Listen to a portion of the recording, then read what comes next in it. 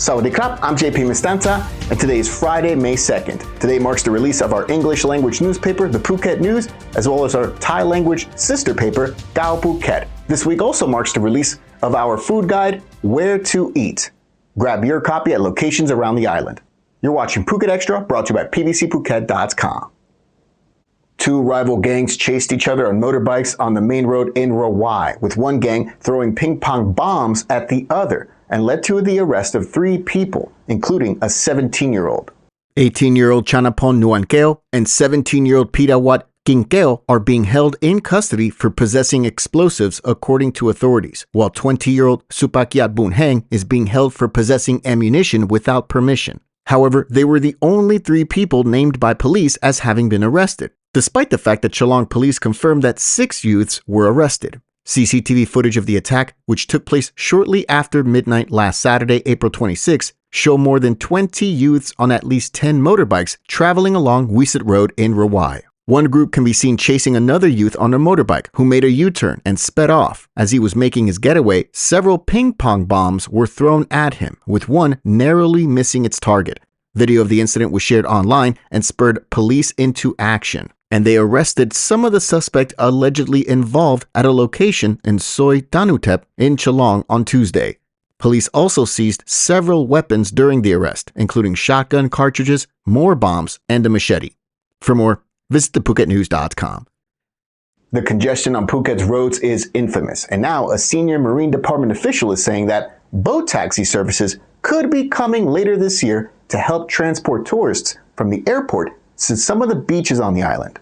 The Bangkok Post quoted Surachai Burapan Nontachai of the department's planning office as saying that the island could possibly introduce the first commuting boat service within 4 months. The first route could connect the Phuket International Airport, which is right next to Nayang and Mai Khao beaches on the west coast, with other west coast beaches on the island, including Patong, Kata, and Karon, a trip that could take approximately 1 hour. Back in January, Prime Minister Petongtang Shinawat visited the island to meet with local officials and business representatives, with much of the discussion centering on the traffic congestion plaguing the island. While assurances were made to make sure that infrastructure projects move ahead, there was talk of the possibility of adding a boat taxi operation to help ease the traffic on the few roads on the island.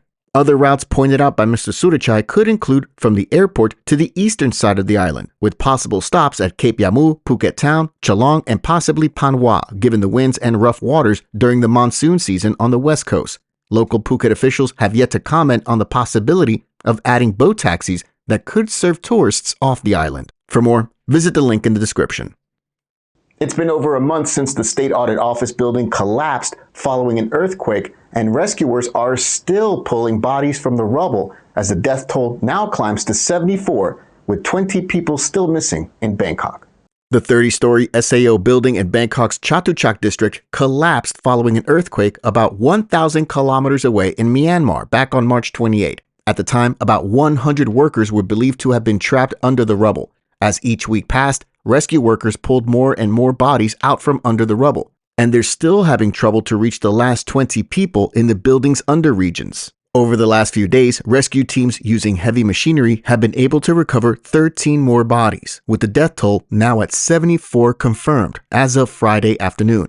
It is suspected that the third-floor walkway of the building collapsed into a deeper area below, which may contain more victims, according to the Bangkok Post. The collapse has led to the investigation into the Chinese contractor who helped develop the building in collaboration with a Thai firm, though only the Chinese firm is being investigated. Meanwhile, engineers from the Department of Public Works and Town and Country Planning are finally set to assess the walls and elevator shafts for evidence. It's believed that the walls of the elevator shaft were significantly thinner than those of comparable buildings, according to investigators. This, coupled with test results that showed that some of the steel used in the construction of the 2.1 billion baht tower was substandard, point to possible charges forthcoming. However, search operations are ongoing, with Bangkok officials saying that they expect all the debris to be cleared by the end of this month.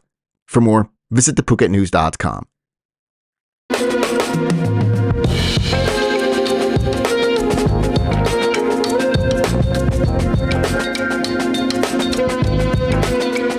Scammers don't sleep, and this week, while the Kingdom launched its new digital arrival card for all incoming tourists to fill out, scammers had already created a fake website meant to look like the real thing. The Thailand Digital Arrival Card, the TDAC, is a website for all arrivals to Thailand to fill out prior to landing in the kingdom and is meant to replace the TM6 paper form, the use of which was suspended last year. Travelers can fill out their details at the official TDAC website for free, a link for which is in the description, after which they will receive an email that they can show on arrival in the country. The real TDAC officially launched on May 1st. On the same day, a fake TDAC website was also launched, claiming to be from an official third-party service provider. While the real TDAC website is free, the fake website charges a processing fee of $10, and Thailand officials urge all travelers to be wary of any fake TDAC websites, as the real website, again, does not charge you any money for processing. As of Friday afternoon, this specific fake TDAC website has been taken down, though travelers are still being urged to exercise caution. Meanwhile, responding to confusion about the deadline for applying, the Immigration Bureau of Thailand has clarified that applications can be submitted within a 3-day period prior to arrival, but not earlier. In addition, foreign travelers landing in Bangkok's Suvarnabhumi Airport can also use computer terminals available at immigration to fill out a TDAC form when they arrive. A similar service is not yet available at the Phuket International Airport. For more, visit thephuket.news.com.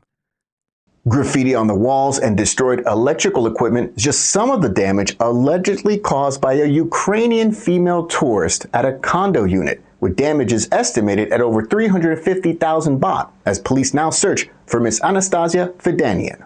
Ms. Fedanian rented a unit at Centrio condominium just south of the Darasamut intersection in Wiset under a 1-year lease from April 15, 2024 to April 15, 2025. However, when the contract expired, the landlord says the tenant did not move out and continued to occupy the unit beyond the agreed date. It wasn't until April 29, about 2 weeks later, around 3 p.m., that the tenant messaged to say that she had vacated the room and left the key in a trash bin.